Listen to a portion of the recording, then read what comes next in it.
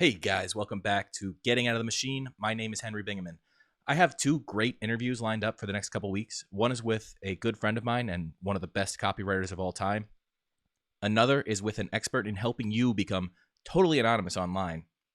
I recently spoke at an event with this guy, and he shared some tactics and tricks that help you stay totally anonymous to any company, even when you're making purchases that ship directly to your house. It's really cool stuff, and I know you're going to love that one. However, today I wanted to do another solo episode because I wanted to talk about something that's been on my mind a lot lately. And I've been getting questions from you too, so I know that you guys are thinking about this. The question that's on my mind and yours revolves around the economy and the general state of America. These questions generally fall into two categories. The first is like what's going to happen, and the second is what should I do? So for the first questions, one of the stupidest things you can do in public is to make economic predictions. So naturally, that's what I'm going to do. Here's the disclaimer though. I've been around enough financial experts to know that there's only one guaranteed way to make an accurate prediction. You say the same thing over and over every few months until it happens. Just keep that in mind anytime you hear somebody bragging about how they predicted the 2000 tech bubble and the 2008 real estate bubble. Just go back through their history and you'll probably see that they also predicted big crashes nearly every year since 1980. Now, I actually don't blame these permabear type people. They're right in the fundamentals. If you look at the reasons they're telling you, they're right. But the timing is absolutely impossible to predict. So, it's hard to go out there and get the timing right. Nobody listens to you if you say this whole system is going to unwind sometime in the next 6 months to 60 years. But the truth is, it kind of has to unwind at some point, just based on the fundamentals and how we've built this economy. If you go back and read The Creature from Jekyll Island, I think Griffin, the author, makes a pretty bulletproof case that the Federal Reserve was quite literally formed as a conspiracy to establish and protect a banking cartel. Now, if that's the case, the Fed's so-called dual mandate of managing inflation and employment is de facto bullcrap. It's the cause of unstable currency and much bigger waves of unemployment than a market system would create. So, since the 1930s, all the quote-unquote very smart economists have been Keynesians. And while Keynesian economics are pretty flawed, they don't call for anything that would ruin the world all at once instantly. To do that, you need modern monetary theory. And you need a dramatic centralization of government power. Now, I'm not the right person exactly to explain modern monetary theory. If you want a good breakdown, just search for Bob Murphy and modern monetary theory. He's done a bunch of good videos and podcasts on this. There's a video of him specifically that I'm thinking of breaking it down for the Mises Institute. But to summarize it in a way that MMT advocates might hate but would have a hard time arguing against, basically it's the theory that there's nothing the government can't afford to do because the government can print as much money as they want. And then if inflation starts going up, you just tax the population to reduce people's spending power. And taxation is the way you control inflation. This is a utopian idea. And it appeals strongly to people who consider themselves our overlords. I think it's important to understand how these overlords see the world. They do not believe in individualism even a little bit. They see the world in terms of class. So there's a lower class. They essentially consider the lower class animals. Some of them are cute, others are disgusting. So like some are puppies and some are rats. But either way, the people of this class to the overlords, they're no smarter than their pets and they need to be controlled. Then there's the middle class. The overlords view the middle class kind of like children. They're people, basically, but they need to be very carefully managed and constantly taught right from wrong. So when you see all this moralizing, that's what they're doing. They're teaching you right from wrong because they believe you're a child too stupid to figure it out for yourself. So the middle class here is allowed to be generally in charge of their own life, especially in areas that are inconsequential to the ruling class. But, when children behave badly, sometimes you just have to make an example of one of them so the rest fall in line. And then, of course, there's the elite class. This is the ruling class, the overlord class. This is a small group of people that have made it to the top of politics, universities, certain kinds of corporations, and especially corporate journalism. They consider themselves the only people capable of understanding and running a society the correct way. They're the only people capable of finding solutions to the problems they created, and they're the only ones capable of implementing those solutions once they've decided upon them. I mean, have you ever wondered why these elites seem to be able to lie so just openly and blatantly? Well, it's the same way that adults lie to kids, if you think about it. Hey, honey, have you eaten your broccoli? If you don't, Santa won't bring you any presents. I'm sure you've been in a group of adults where this kind of conversation has happened. All the adults kind of chuckle. We know it's a lie, but whatever, it's for the kid's own good. And for that matter, it's the same way I kind of lie to my dog when I'm leaving. I tell him I'll be right back, whether I'm leaving for 10 minutes or 4 days. What does it matter? He can't tell the difference. He's a dog. That's their attitude when they're addressing you. And you should have nothing but contempt and disgust for them. Because tying this back in, these are the geniuses that forced modern monetary theory, or at least modern monetary theory-like policies on us for the past 2.5 years. So my observation is that we've gone from bad economic practices to catastrophic economic policies. And we've seen the most centralization of power since FDR's administration. Just look at the world today. We have an energy crisis that's being made worse by disincentivizing any long-term production of fossil fuels. We have a food crisis that's being made worse by the energy crisis and what seems to be governments around the world trying to put farmers out of business and buy up farmland for environmental purposes as they see it. Everyone that's paying attention can see price inflation is out of control. And by the way, the food shortages and broken supply chains are the very, very predictable outcomes of trying to lock down the world. The elites who implemented this policy, they're either criminally negligent for not seeing this as the inevitable outcome, or they're evil and they just don't care. And I think we barely started to see the effects of the monetary inflation. What we have right now is supply chain problems and some supply problems in general with energy. But we haven't really seen what happens when you inject $22 trillion or whatever they put into the economy. And then governments all over the world are doubling down on policies that are obviously going to make things worse. So what I see happening is the societal breakdown that we're already witnessing is going to get worse and worse over the next couple years. And then eventually, in maybe 5-10 years, we're going to see the collapse of the American empire. Now, I don't think that'll look like some Mad Max hellscape. But I do think that we're going to see a huge increase in violence, especially in cities. I think the US is going to lose a lot of its client states around the world. They're going to go either hardcore right or hardcore left, neither of which is good. The dollar is going to lose a lot more of its value. So things like land and gold and Bitcoin are going to get a lot more expensive. And I don't think we're going to have mass famine or starvation in America.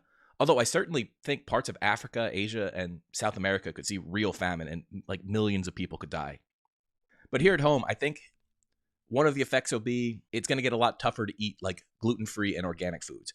Just the supply chain, the amount of food available will shrink, the variety of food especially, but we're not going to starve to death. However, I do think you're going to have to check your labels carefully on food if you want to avoid cricket protein or bug protein, because we're going to need to supplement with things like that just to keep the population healthy. I also think we're going to start to see some real secessionist movements start. Now, this is just as likely to be a blue state type thing as a red state type thing. I mean, think about this. If Donald Trump gets a second turn, it's not hard for me to imagine the entire West Coast just dropping out. Why wouldn't they? They think he's a Nazi. Or if Joe Biden, or whoever the Democrats run, wins the next election, I guarantee you that a huge part of the Republican base will be even more convinced than they were last time that the election was stolen. Right now, they don't think they can lose it. So that could mean goodbye Florida or goodbye Texas. Now, of course, this is far from the first major crisis and loss of faith we've had in America since the end of the Civil War. That was obviously a pretty big one too.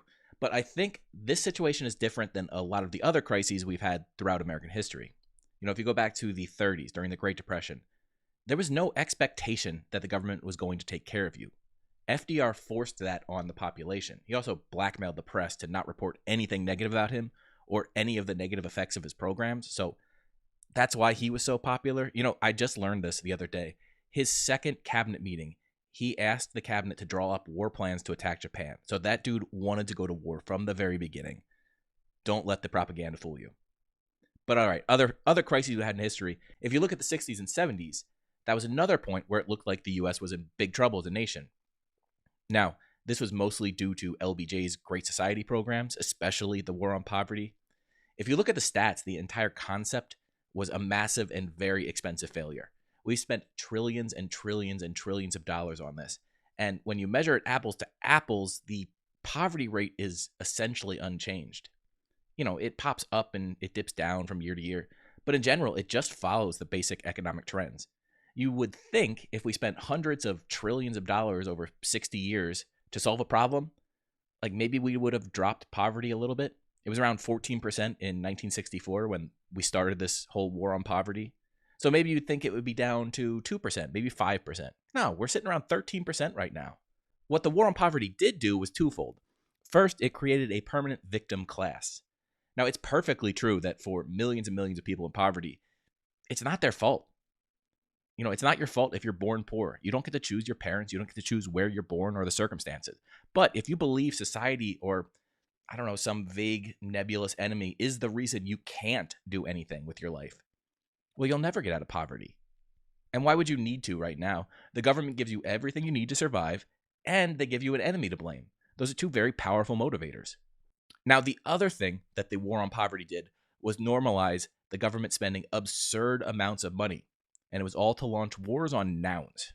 The war on poverty, war on drugs, the war on terrorism. I'm sure there's more I'm not thinking of. And I don't mean to be the bearer of bad news here, but you can't win a war on a noun. Which is obviously not the point of these so-called wars. They don't want to win them. There's a quote I've used over and over, so forgive me if you've heard it, but as Stafford Beer says, the purpose of a system is what it does. So the most obvious purpose of these wars is to win elections and to pay off friends and allies. That's why the politicians launched them. And in that respect, the war on poverty has been a huge success. The thing is, it's basically just a pyramid scheme. The problem, as we all know, I hope, is that the government is spending other people's money to make this happen. And as some crazy old broad once said, eventually you run out of other people's money. So to keep this game going, they've needed more and more people to feel like victims. And that means you have to, or they have to, intentionally convince people that they're victims who need the state to protect them. Now, at this point, if you don't think I'm a kooky conspiracy nut, I have one last test to put you through. And I didn't mean to rant this long, but here goes. I think the whole U.S. education system, and I did this whole episode earlier about how, the education system was state propaganda from the very beginning. But I think the purpose of the education system is to intellectually disarm the population. So go back to that Stafford Beer quote. The purpose of a system is what it does. So I don't want to argue about intent or whether it was some evil plot, right? The outcome, what it does, our educational system, is to create generations of functionally useless human beings. And that is a tragic situation. It's a crime, really. But half of millennials, and probably more than that of Gen Z, let's face it, they have no practical life skills. Here's the thing. A lot of boomers and Gen Xers have practical real-world skills. They have these weird beliefs. They have this vision of the United States as the overarching good guy throughout history. And in some cases we have been, in some cases we haven't been. But think about this. When you call a plumber or electrician or any trade specialist, is the person who shows up to perform that service over or under 42? So that's the cutoff for millennials.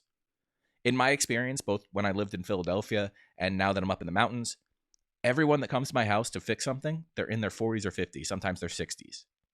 Today's skilled labor is mostly Gen X. In fact, I only know a handful of my millennial friends who have successful careers in anything practical, anything fundamental to how society functions. Now, obviously, there are a decent amount of millennials in the trades, but it's nothing like what you would have seen 30 or 40 years ago.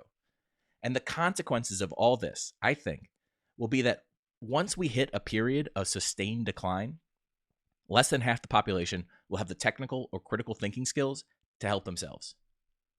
Now, if that happens, there will be, in my opinion, two main consequences. First, a lot of people will be forced to face reality for the very first time in their life. The overlords will try to spin it and make like it's some external enemy doing this to us. But they've already lost their credibility. Trust in government, media, and education has dropped to almost nothing.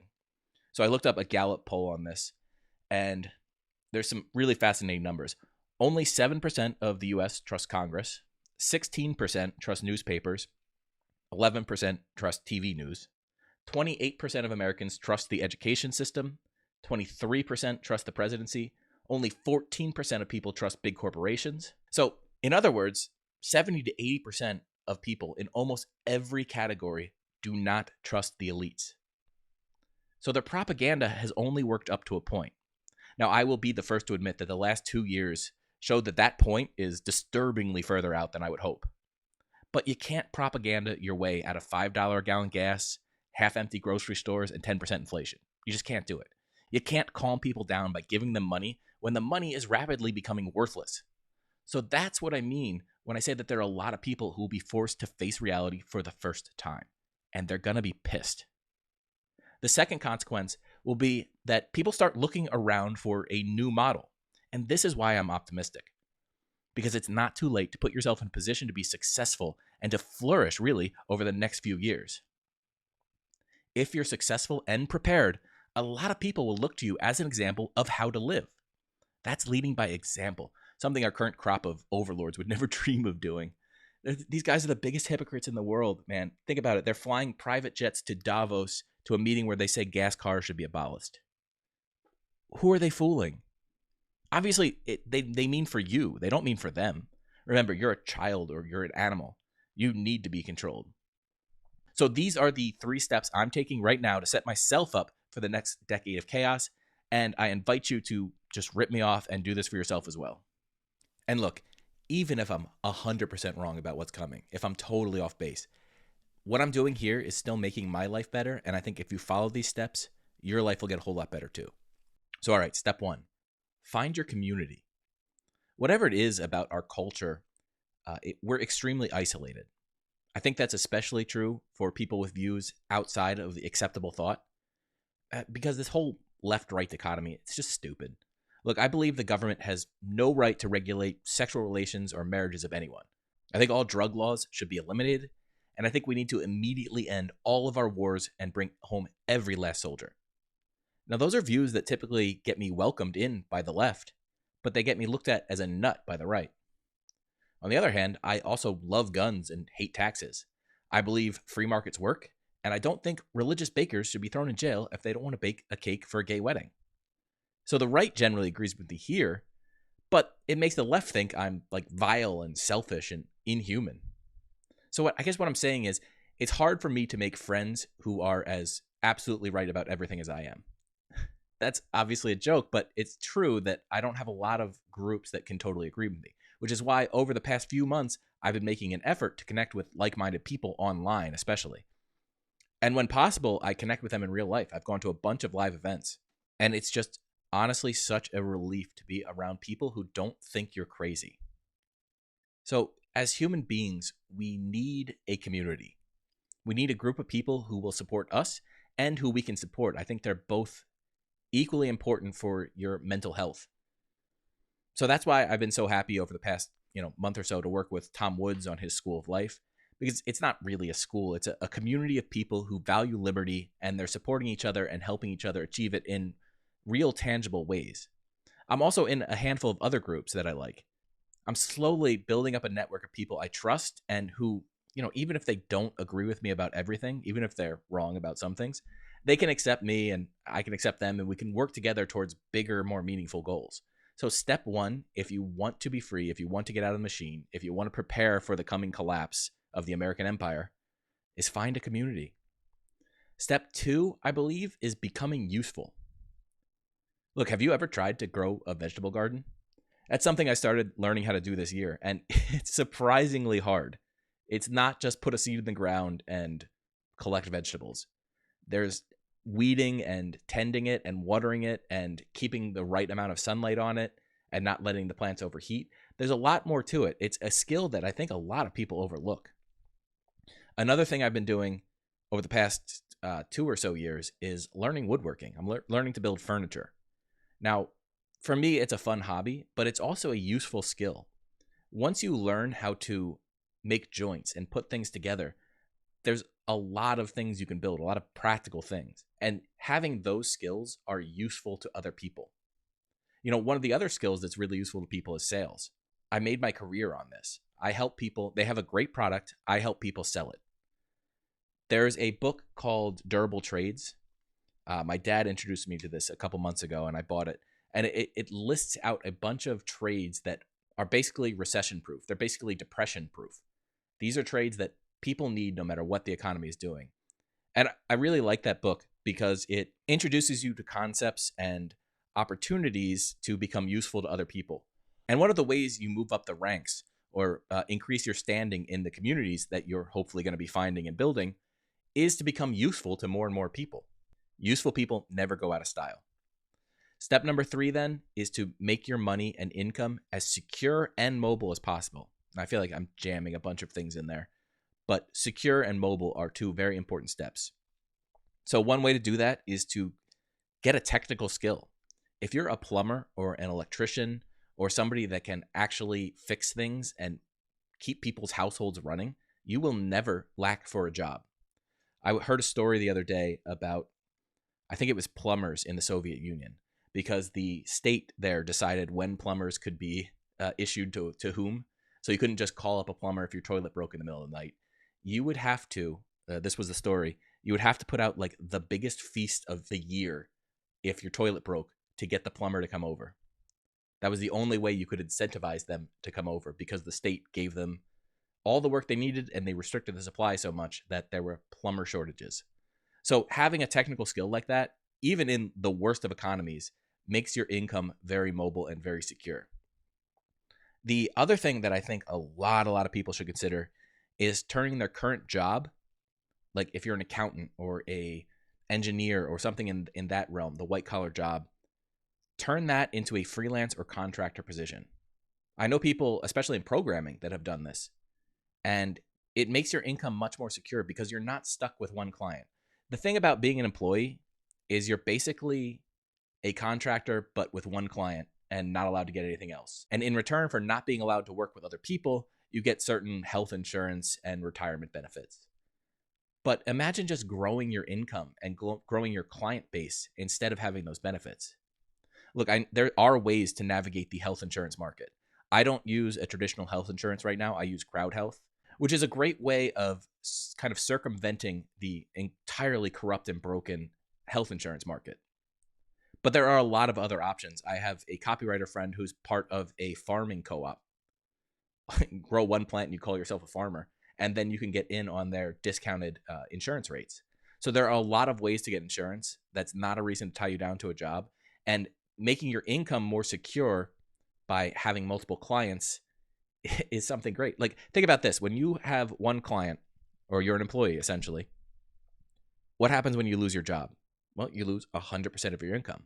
Now, what happens when you have 4 clients and one of them drops your contract? You've lost 25% of your income. Now, is it easier to replace 25% of your income or 100% of your income? Obviously, the answer is it's easier to replace 25% of your income. So I think being a contractor or a freelancer is actually a much more secure way of making money. Plus, it's much more mobile. Maybe you have to be in person for some clients, but maybe you can find some remote clients. It's just a much more all-around flexible job path, and I think it's something everyone should consider. Then, of course, if you already have some money, you need to get at least a portion of it, if not the majority of it, out of the banking system. Anyone who has thought about this for more than 15 seconds knows the FDIC is just bunk. It doesn't even make sense. If there's ever a massive run on the banks, how could they possibly pay everyone who has a $250,000 account, much less all the smaller accounts, back all their money? They would have to either print so much that the dollar is essentially dead, or they say, we don't have it, and then basically the US has gone bankrupt. Again, the dollar is dead. So obviously, I believe crypto is the best bet for long-term value protection, especially Bitcoin. But I'm not ignorant enough to write off gold or silver either. I think both of those assets they've never gone to zero. And in certain times of chaos, they do tend to spike. It is the oldest form of money that was globally accepted, essentially. But either way, I want to own a bunch of both. Now, somewhat ironically, I think the next best investment is land, especially farmland if you can find it. That's just me looking towards the future and thinking about, all right, what assets are going to be in short supply? Obviously, they're not making any more land.